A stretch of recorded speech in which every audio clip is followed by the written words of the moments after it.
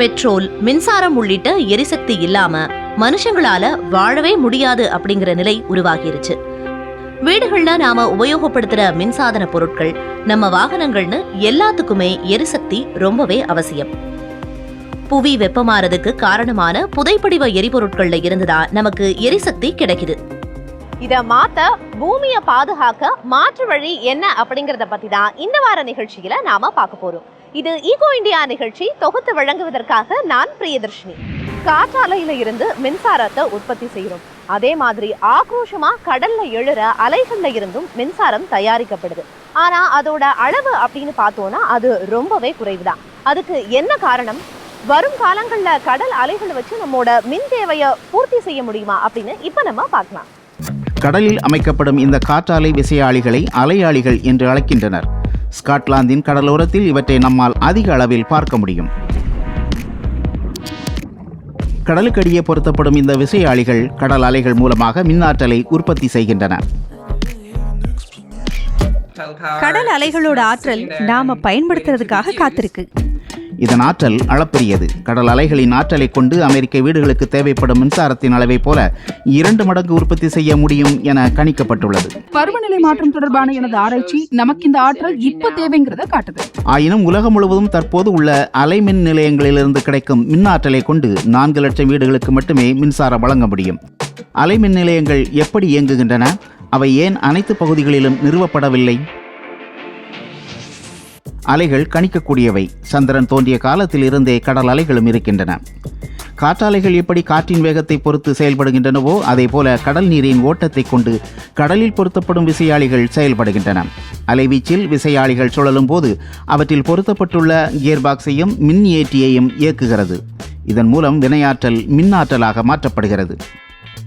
காற்றுடன் ஒப்பிடும்போது நீரின் அடர்த்தி 800 மடங்கு அதிகம். அதனால் கடலுக்கு அடியில் பொருத்தப்படும் விசையாழிகள் மிகவும் உறுதியானதாக இருக்க வேண்டும். காற்றாலைகளை விட கடல் விசையாழிகள் சிறியதாகவும் அவற்றின் இயக்கம் மெதுவாக இருந்தாலும் கூட அவற்றால் அதிக மின்சாரத்தை உற்பத்தி செய்ய முடியும். காற்றின் வேகம் பருவத்திற்கு ஏற்ப மாறுபடும். அதேபோல மேகமூட்டம் காரணமாக சூரிய ஒளி ஆற்றலும் நிலையானதாக இருப்பதில்லை. நிலைத்தன்மை இல்லாததால் இந்த புதுப்பிக்கத்தக்க ஆற்றலை மின் தொகுதிகளுடன் இணைப்பது கடினமாக உள்ளது. மாறாக அலை ஆற்றல் சீரானது. இதனால் பேட்டரிகளை மின்னேற்றம் செய்து பயன்படுத்துவதும் எளிதாகிறது. அலைகளிலிருந்து 2 வழிகளில் மின்சாரத்தை உற்பத்தி செய்ய முடியும். ஒன்று டைடல் ஸ்ட்ரீம், மற்றொன்று டைடல் ரேஞ்ச். கடலேற்றம் மற்றும் கடல் இறக்கத்திற்கு இடையேயான வேறுபாட்டை கொண்டு மின் உற்பத்தி செய்யும் நிலையங்களை டைடல் ரேஞ்ச் அல்லது அலைவீச்சு என்று அழைக்கின்றனர். இந்த வேறுபாடு 12 மீட்டர் வரை இருக்கலாம். இந்த வகையில் அலை ஆற்றலை கொண்டு அரை நூற்றாண்டுக்கு மேலாக மின் உற்பத்தி செய்து வருகின்றனர். முதல் டைடல் ரேஞ்ச் மின் ஏற்றி பிரான்சின் வடபகுதியில் 1966ஆம் ஆண்டு நிறுவப்பட்டது. இதற்கு இன்றைய மதிப்பீட்டில் 8000 கோடி ரூபாய் செலவாகியுள்ளது. அணுமின் நிலையத்தை விட இது மலிவானது. பிரான்ஸ் தவிர தென்கொரியா, ரஷ்யா, கனடா மற்றும் சீனா ஆகிய நாடுகளிலும் டைடல் ரேஞ்ச் மின்னாலைகள் இயங்கி வருகின்றன. புவியியல் அமைப்பையும் தாண்டி இதுபோன்ற ஆலைகள் அமைப்பதற்கான உள்கட்டமைப்பு எல்லா இடங்களிலும் இல்லை. மேலும் இதுபோன்ற பெரிய கட்டமைப்புகள் உள்ளூர் சூழலியலுக்கு உகந்ததாக இருக்காது என்பதாலும் தங்களின் வாழ்விடம் மற்றும் மீன்களின் இடப்பெயர்வு பாதிக்கப்படலாம் என்பதாலும் பொதுமக்கள் அவற்றை எதிர்க்கின்றனர். அலைமின் நிலையங்களிலிருந்து 520 மெகாவாட் மின் உற்பத்தி செய்யப்படுகிறது. அலைமின் ஆற்றல் மொத்த உற்பத்தியில் இது 98 விழுக்காடாக உள்ளது. மொத்த மின் நுகர்வில் இது மிகச்சிறிய பகுதிதான். ஆனால் டைடல் ஸ்ட்ரீம் மின் நிலையங்களால் பல மாற்றங்களை கொண்டு வர முடியும். டைடல் ரேஞ்ச் மின் நிலையங்களுடன் ஒப்பிடும்போது வடிவம் மற்றும் வடிவமைப்பில் வேறுபாடுகள் கொண்ட டைடல் ஸ்ட்ரீம் மின்னாற்றல் நம்பிக்கை வாய்ந்ததாக கருதப்படுகிறது. இதில் பயன்படுத்தப்படும் எளிமையான சாதனங்கள் அலைகளால் ஏற்படும் நீரோட்டத்தை பொறுத்து இயங்குகின்றன. எப்படி காற்றாலைகளை கடந்து செல்லும் வௌவால்களின் நுரையீரலில் பாதிப்பு ஏற்படுகிறதோ அதேபோல டைடல் ரேஞ்ச் மின் நிலையங்களால் ஏற்படும் அழுத்த வேறுபாடு மீன்களின் உள்ளுறுப்புகளில் பாதிப்பை ஏற்படுத்தக்கூடும். டைடல் ரேஞ்சுடன் ஒப்பிடும்போது டைடல் ஸ்ட்ரீம் திட்டங்கள் சுற்றுச்சூழலுக்கு உகந்ததாக உள்ளன. பருவநிலை மாற்றம்ங்கிறது ரொம்ப மோசமான எதிரி. கண்டிப்பா இந்த விஷயங்கள் சுற்றுச்சூழலுக்கு விளைவுகளை ஏற்படுத்தும். ஆனா அதை நாம பருவநிலை மாற்றத்தை சமாளிக்கும் வகையில செயல்படுத்தணும். காற்றாலை மற்றும் சூரிய மின்னாற்றல் பயன்பாட்டுடன் ஒப்பிடும்போது அலைமின் உற்பத்தி குறைவாகத்தான் உள்ளது. கெடுவாய்ப்பா நிறைய தீர்வுகள் விலை உயர்ந்ததா இருக்கு. அலைமின் உற்பத்தி சமீப காலமா தான் நடந்துட்டு வரதால இது சின்ன இண்டஸ்ட்ரியா இருக்கு. அதனால இதுக்கு சரியான உற்பத்தி மற்றும் விநியோக சங்கிலி இல்ல. கடலுக்குள்ள விசையாழிகள் இருக்கிறதால அரிப்பு ஏற்படும். அதனால கவனமா தேர்வு செய்யப்பட்ட பொருட்களை கொண்டுதான் விசையாழிகளை தயாரிக்கணும். நீருக்குள்ள இருக்கிறதால அது மேல பாசி படிகிறது, செடி வளர்றதுன்னு பிரச்சனை இருக்கு. காலப்போக்குல அது கடல்வாழ் உயிரினங்களோட வாழ்விடமாவும் மாறும். அதனால விசையாழிகளோட செயல்திறன் குறையும். இதை தடுக்க ஏதாவது ஒரு வழியை கண்டுபிடிக்கணும். அலைமின் உற்பத்தியில் புதிய தொழில்நுட்பங்களை ஆராய்ந்து செயல்படுத்த பெரும் நிதி ஆதாரம் தேவை. இதனால் பெரும்பாலான அலைமின் நிலையங்கள் உலகின் வடபகுதியில் உள்ளன. சீனா மற்றும் தென்கொரியா தற்போது அலைமின் ஆற்றல் திட்டங்களை செயல்படுத்த தொடங்கியுள்ளன. இந்த நிலையில் அதிக முதலீடு காரணமாக இந்தியா போன்ற நாடுகள் இதனை செயல்படுத்தவில்லை. எதிர்காலத்தில் அலைமின் நிலையங்கள் நிறுவுவதற்கான செலவுகள் குறைய தொடங்கினால் பல்வேறு நாடுகள் பயனடையலாம். மற்றும் புதுப்பிக்கத்தக்க ஆற்றல் உற்பத்தியுடன் ஒப்பிடும்போது அலைமின் ஆற்றல் உற்பத்திக்கு அதிக நிதி தேவை என்ற போதும் கணிக்கக்கூடிய வகையிலும் தடையில்லாமலும் இருக்கும் என்பதால் இதனால் கிட்டும் பலன்கள் மிக அதிகம். அலைமின் ஆற்றல் உற்பத்தியை அதிகரிப்பது காலத்தின் தேவை. காரணம், 0 கார்பன் இலக்கை அடைய அலைமின் உற்பத்தி அவசியமான ஒன்றாக உள்ளது.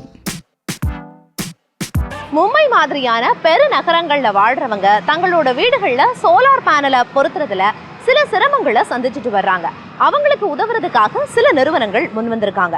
அவங்க வீட்டுல சோலார் பேனல் இல்லைனாலும் கூட அவங்க சூரிய மின்சக்தி முறைக்கு மாறலாம் அப்படின்னு சொல்றாங்க. அப்படிப்பட்ட ஒரு பிசினஸ் மாடலை தான் உருவாக்கி இருக்காங்க.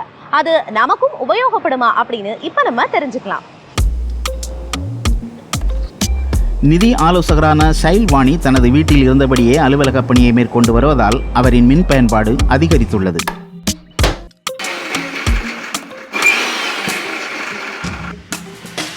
கார்பன் தடத்தை குறைக்கும் விதமாக சோலார் பேனல்களை அமைக்கும் அவரது முயற்சி சிக்கலில் முடிந்தது.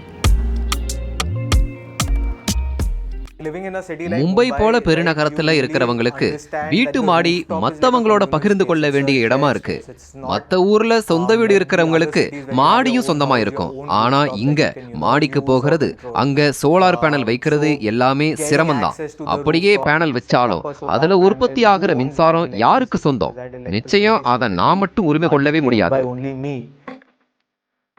மாடிகள் மூலம் சோலார் மின் உற்பத்தியை அதிகரிக்க இந்தியா இலக்கு நிர்ணயித்துள்ளது. ஆனால் இயல்பில் பல சிக்கல்களும் உள்ளன. 2023ஆம் ஆண்டுக்குள் மேற்கூரை சூரிய மின்தகடுகள் மூலம் சுமார் 40 ஜிகாவாட் மின்சாரத்தை உற்பத்தி செய்ய இந்தியா இலக்கு நிர்ணயித்த நிலையில் இதுவரை 8 ஜிகாவாட் மட்டுமே உற்பத்தி செய்யப்பட்டுள்ளது. தரப்படுத்தப்பட்ட சோலார் கொள்கைகள் இல்லாதது, சோலார் நிறுவல்களுக்கான நிதி ஆதரவு இல்லாதது உள்ளிட்டவை நடைமுறை சிக்கல்களை ஏற்படுத்துகின்றன. இந்த இடைவெளியை குறைக்கும் வகையில் இந்தியாவில் சில புதிய நிறுவனங்கள் பணியாற்றி வருகின்றன. உதாரணமாக பெரி ஊர்ஜா என்ற நிறுவனம் குடியிருப்புகளில் குறைந்த விலையில் சோலார் பேனல்களை நிறுவ வகையில் தனியார் முதலீட்டுகளை ஈர்த்து வருகிறது. இதுவரை மும்பை, புனே மற்றும் நாசிக் ஆகிய நகரங்களில் 100 அடுக்குமாடி குடியிருப்புகளில் சோலார் பேனல்களை நிறுவியுள்ளனர். நீண்டகால குத்தகை ஒப்பந்தம் மற்றும் நிதி உதவியை உள்ளடக்கிய சேவையை இவர்கள் வழங்கி வருகின்றனர்.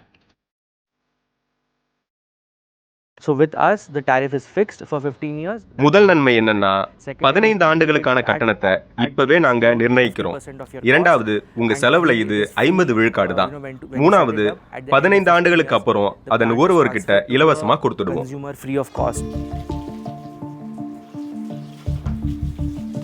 பல நன்மைகள் இருப்பினும் நகர்ப்புறங்களில் பெரிய அளவில் இதற்கான ஆதரவு இல்லை. இதன் பலன்களை அறிந்து சிலர் இதை பயன்படுத்த தொடங்கினால் பலர் முன்வருவார்கள் என பெரி ஊர்ஜாவின் இணை நிறுவனர் ஷெட்டியே நம்புகிறார்.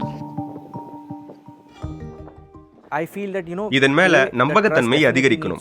அதற்கான தொடக்கமா இத நிறைய இடங்கள்ல நிறுவனம். அப்பதான் சமூக ரீதியான ஆதரவு கிடைக்கும். பெங்களூருவை தளமாக கொண்ட சண்டே கிரிட்ஸ் என்ற புதிய தொழில்நுட்ப நிறுவனத்துடன் இணைந்து இவர்கள் பணியாற்றுகின்றனர். டிஜிட்டல் முறை மூலம் சூரிய மின்னாற்றல் பயன்பாட்டை எளிதாக்கவும் குறைந்த விலையில் கிடைக்கவும் இவர்கள் முயற்சி செய்கின்றனர். சூரிய மின்சக்திக்கு மாறணும்னு விரும்பினா அதுக்கு இடம் தேவை. முதல்ல உங்க விருப்பம் மற்றும் இடம், இந்த ரெண்டையும் தனியா பிரிக்க முடியுமான்னு பார்த்தோம். சூரிய மின் கட்டமைப்பை உங்க மாடியில தான் அமைக்கணுமான்னு முன்ன தகவல்களை பென்டிரைவ்ல எடுத்துட்டு போவோம். இப்போ எல்லாமே கிளவுட்ல இருக்கு. அது மாதிரி சூரிய மின் சக்தியையும் கிளவுட் முறையில பகிர்ந்துக்க முடியுமான்னு யோசிச்சோம். கடல் வர்த்தக திட்டத்தை போன்று செயல்படும் இத்திட்டம் புதுமையாக உள்ளது. பெரி ஊர்ஜா போன்ற நிறுவனங்கள் நிறுவியுள்ள சோலார் பேனல்களை சண்டே கிரிட்ஸ் வாடகைக்கு எடுக்கிறது. இவற்றின் மூலம் உற்பத்தி செய்யப்படும் மின்சக்தி சூரிய வரவுகளாக குறிக்கப்படுகின்றன. பின்னர் அவற்றை கொண்டு வர்த்தகம் செய்கின்றனர். வாடிக்கையாளர்கள் மின் தகடுகளில் மாதாந்திர முதலீடு செய்து அவற்றில் உற்பத்தியாகும் மின் ஆற்றலை முன்பதிவு செய்யலாம். Because of economics of scale, we kicked in because we are building larger systems, and then we are basically you can come and நாங்க பெரிய அமைப்புகளை உருவாக்குறோம். நீங்க அதுல சின்ன பகுதியில முன்பதிவு செய்யலாம். உதாரணமா இந்த 50 கிலோவாட் அமைப்புல நீங்க எனக்கு 2 கிலோவாட் வேணும்னு முன்பதிவு செய்யலாம். நாங்க அப்ப 2 கிலோவாட்டை பிரிச்சு உங்களுக்கு ஒதுக்கிடுவோம். இங்க உற்பத்தி ஆகிற மின்சாரத்தை பக்கத்துல இருக்கிறவங்களுக்கு நாங்க வித்துடுவோம். இங்க பாத்தீங்கன்னா இந்த கட்டடத்துல இருக்கிறவங்க கிட்ட இதை கொடுத்துருவோம். அதுக்கு ஏற்கனவே நிர்ணயிக்கப்பட்ட கட்டணம், அதாவது ஒரு யூனிட்டுக்கு 5 ரூபாய் 50 காசு வசூல் செய்வோம். இப்படி நாங்க விற்பனை செய்யற மின்சாரத்தை உங்க கணக்குல, அதாவது டிஜிட்டல் வாலெட்ல வரவு வச்சிடுவோம். அது சோலார் கிரெடிட்டா உங்க கணக்குல சேர்ந்துடும். And onto that wallet we essentially add those credits from the system. November 2021 தொடங்கப்பட்டதிலிருந்து சண்டே கிரிட்ஸ் நிறுவனம் மும்பை மற்றும் பெங்களூருவில் உள்ள குடியிருப்புகளில் நிறுவப்பட்டுள்ள சோலார் பேனல்கள் மூலம் 64 கிலோவாட் சூரிய மின்னாற்றலை வாங்கியுள்ளது. இவர்கள் மூலம் இந்தியா முழுவதும் பலர் இந்த நிறுவல்களை வாங்கியுள்ளனர். சோலார் மின்னாற்றல் உற்பத்தி இன்னும் வளர்ச்சி கட்டத்தில் இருப்பதால் இத்துறை அரசு அளிக்கும் மானியத்தையே நம்பியுள்ளது. மேலும் இதுபோன்ற புதிய நிறுவனங்களுக்கு தனியார் முதலீட்டாளர்கள் நிதியுதவி வழங்கியும் வருகின்றனர். சண்டே கிரிட்ஸ் நிறுவனம் பொது மற்றும் தனியார் மின் விநியோக நிறுவனங்களுடன் ஒப்பந்தம் செய்துள்ளதுடன் பெரி ஊர்ஜா போன்ற சூரிய மின் கட்டமைப்புகளை உருவாக்கும் நிறுவனங்களுடனும் கூட்டமைப்பை ஏற்படுத்தியுள்ளது. டிஜிட்டல் சோலார் முறை மூலமா ஒத்த கருத்துள்ளவங்க இணைக்கப்படுறாங்க. இது நம்ம சுற்றுச்சூழல் அமைப்புல இருக்க பெரிய இடைவெளியை நிரப்புறதா நான் நினைக்கிறேன். பொது மற்றும் தனியார் மின் விநியோக நிறுவனங்களுடனான ஒப்பந்தம் மிகவும் இன்றியமையாததாக இருக்கிறது. வாடிக்கையாளர் தனது வரவில் உள்ள சோலார் கிரெடிட்டுகளை மின் கட்டணத்துக்கு ஈடாக மாற்ற இது உதவுகிறது. இதன் மூலம் கார்பன் தடத்தை குறைக்க வாய்ப்பு ஏற்படுகிறது. இது போன்ற ஒரு தளம்தான் ஷைல்வாணியின் ஒரு எதிர்பார்ப்பாக இருந்தது. சண்டே கிரிட்ஸ் மூலம் என்னோட கரண்ட் பில்ல 50 விழுக்காட ஈடு செய்ய தொடங்கியிருக்கேன். அடிப்படையில நீங்க முதலீடு செய்து இருக்கிற பேனல்கள்ல உற்பத்தி ஆகிற மின்சாரம் உங்க கணக்குல வரவு வைக்கப்படுது. நீங்க உங்க வீட்டோட மின் கட்டணத்தை கட்டும்போது இணையத்துல இவங்களோட தளத்துக்கு போய் அதுல உங்க கணக்குல இருக்கிற வரவை உபயோகம் செய்யலாம். அதுக்கு மேல உங்க கட்டண தொகை இருந்தா எப்பவும் கட்டுறது போல கட்டலாம். அதனால என்னோட மின் கட்டணத்துல எவ்வளவு தொகையை ஈடு கட்டணும்னு என்னால தீர்மானிக்க முடியுது. சுற்றுச்சூழலை பாதுகாக்க நல்ல ஒரு தொடக்கமா இதை நான் பாக்குறேன். Right, as an entryway into this ecosystem.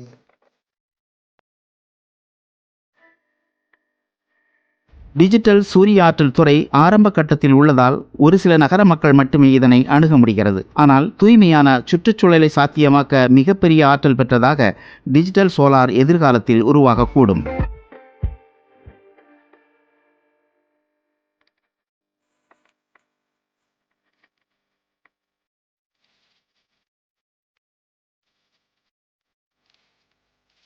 பூமியோட சராசரி வெப்பம் நாளுக்கு நாள் அதிகரிச்சுக்கிட்டே வருது. இதை தடுக்கிற விதமா சூரிய மின்சக்தி, காற்றாலை மின் உற்பத்தின்னு மரபுசாரா மின் உற்பத்திக்கு நாம மாறிக்கிட்டு வரோம். ஆனா இதுல உபயோகப்படுத்துற பொருட்கள் காலாவதி ஆயிருச்சுன்னா அதை அப்புறப்படுத்துறது எப்படி அப்படின்னு இப்ப நம்ம பார்க்கலாம். இந்த காற்றாலைகளை நிறுவி 20 வருடங்களுக்கு மேல் ஆகின்றன. நவீன விசையாழிகளுடன் ஒப்பிடும்போது சிறியதாகவும் திறன் குறைவாகவும் உள்ளதால் இவை அப்புறப்படுத்தப்பட்டு வருகின்றன. பசுமையாற்றல் உற்பத்திக்கு உறுதுணையாக இருந்த இவற்றின் நிலை என்ன தெரியுமா? பிளாஸ்டிக்காலான இதன் இறக்கைகள் மறுசுழற்சி செய்யப்படுவதற்கு பதில் பெரும்பாலும் குப்பை மேடுகளில் வீசப்படுகின்றன. மற்றவை சிமெண்ட் மற்றும் இரும்பு தொழிற்சாலைகளில் உள்ள சூளைகளில் எரிக்க பயன்படுத்தப்படுகின்றன.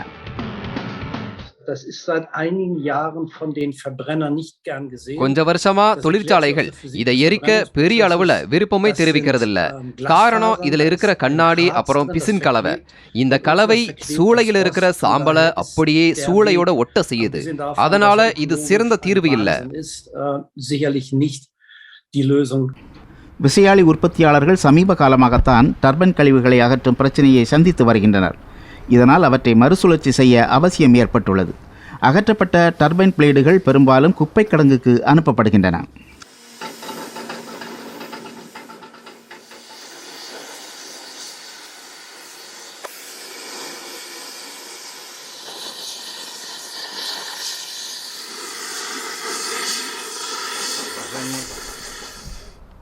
போலந்தின் ரொக்லா நகருக்கு அருகிலுள்ள அன்மட் என்ற நிறுவனம் இதற்கான தீர்வை செயல்படுத்தி வருகிறது. பழைய டர்பைன் பிளேடுகளை ஜெர்மனியிலிருந்து கொண்டு வந்து அவற்றை மரப்பொருட்களாக மாற்றுகிறது. 12 மீட்டர் வரை நீளமுள்ள பிளேடுகள் தேவைக்கு ஏற்ப வெட்டப்படுகின்றன. பின்னர் அவற்றின் மேல் வர்ணம் பூசப்பட்டு உயர்தர லார்ச் மரத்துடன் கலந்து நாற்காலி, பெஞ்ச் மற்றும் மேசைகளாக உருவாக்கப்படுகின்றன.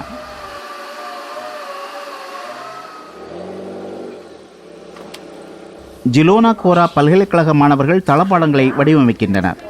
தங்கள் தயாரிப்புகள் உலகம் முழுவதும் வாடிக்கையாளர்களை ஈர்த்துள்ளது அவர்களுக்கு பெருமகிழ்ச்சியை தருகிறது.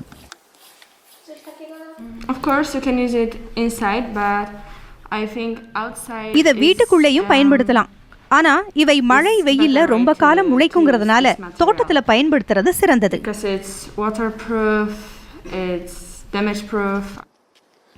இந்த நடைபாலம் அன்மட் நிறுவனத்தின் மற்றொரு வித்தியாசமான முயற்சி. டர்பன் பிளேடுகளை நடைபாலத்தில் பயன்படுத்த பொறியாளர் ஆண்ட்ரஸ் அடம்சியோ திட்டமிட்டார். பழைய பிளேடுகளை அவர் அச்சம் ஏற்படுத்தும் கழிவுகளாக கருதுவதில்லை, மாறாக புதுப்பிக்கத்தக்க வளமாக பார்க்கிறார்.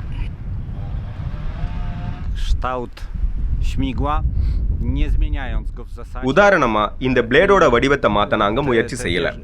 ஒரு டசன் பிளேடுகளை சேர்த்து சிற்பமா மாத்துறோம். இது ரொம்ப பெரிய நினைவு சின்னமா இருக்கும். பார்க்கறவங்க ஆச்சரியப்படுற வகையில இருக்கும். இணையம் மூலம் விங்ஸ் ஃபார் லிவிங் என்ற கடையை ஆண்ட்ரே ஸ்னாபல் நடத்தி வருகிறார். இந்த மரப்பொருட்கள் தங்கள் தோட்டத்தில் எப்படி இருக்கும் என வாடிக்கையாளர்கள் ஒரு ஆப் மூலம் தெரிந்து கொள்ளலாம். ஸ்னாபல் மற்றும் போலந்தில் உள்ள அவரது சகாக்கள் நல்ல நண்பர்கள்.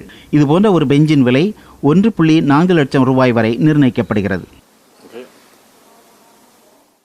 பிரச்சனை பற்றிய விழிப்புணர்வை ஏற்படுத்த உதவும் ஒரு சின்ன ஸ்டைலான பிராண்டா இருக்க நாங்க விரும்புறோம்.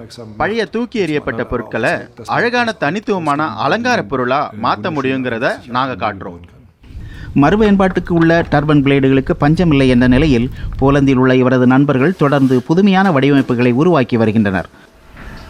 உதாரணமாக இந்த பழைய இறக்கையை மதுபானங்கள் சேமிக்கும் கூடமாக மாற்றியுள்ளனர். அவர்களது கற்பனைக்கு வானமே இல்லை. தற்போது தயாரிக்கப்படும் காற்றாலை விசையாழிகள் பெரிதாகவும் அதிசக்தி வாய்ந்ததாகவும் உள்ளன. நவீன விசையாழிகள் உயர் தொழில்நுட்பங்களை உள்ளடக்கிய மின்னணு கூறுகளால் நிரப்பப்பட்டுள்ளன. இந்த நவீன விசையாழிகள் சுமார் 30-40 ஆண்டுகள் செயல்பாட்டுக்கு பின் தங்கள் திறனை இழக்கும் நேரத்தில் மதிப்புமிக்க மூலப்பொருட்களாக எளிதில் மறுசுழற்சி செய்யக்கூடிய வகையில் உருவாக்கப்பட்டு வருகின்றன. மறுசுழற்சி செய்ய எளிதா இருக்கணும், சுற்றுச்சூழலுக்கு உகந்ததா இருக்கணும், அப்புறம் விலையும் குறைவா இருக்கணுங்கிறத நோக்கமா கொண்டுதான் பெரிய உற்பத்தியாளர்கள் பொருட்களை தயாரிக்கிறாங்க. 100 விழுக்காடு மறுசுழற்சி செய்யக்கூடிய விசையாழிகள் தான் எதிர்காலத்தின் தேவை. உதாரணமாக ஆண்டுக்கு 1500 புதிய காற்றாலைகளை நிறுவ ஜெர்மனி திட்டமிட்டுள்ளது. சில தசாப்தங்களில் காலாவதியாகும் காற்றாலைகளை மதிப்புமிக்கவையாக மாற்ற முடிந்தால்தான் அவை சுற்றுச்சூழலுக்கு உகந்ததாக இருக்க முடியும். புவி வெப்பமயமாறத தடுக்க நாம ஒவ்வொருத்தரும் நம்மால முடிஞ்ச எல்லாத்தையுமே செய்யணும். உதாரணத்துக்கு நம்ம வீட்டில் இருக்கிற குப்பையை மக்க செஞ்சு அதை உரமா மாற்றலாம், சோலார் மின் உற்பத்திக்கு கூட மாறலாம். இப்படி நாம செய்யக்கூடிய விஷயங்கள் நிறையவே இருக்கு. எனவே இந்த பூமியை பாதுகாக்க நீங்க என்ன செய்ய போறீங்க? சிந்திச்சு செயல்படுங்க. அதை உங்க குழந்தைங்களுக்கும் சொல்லிக் கொடுங்க. மீண்டும் அடுத்த வாரம் சந்திக்கலாம்.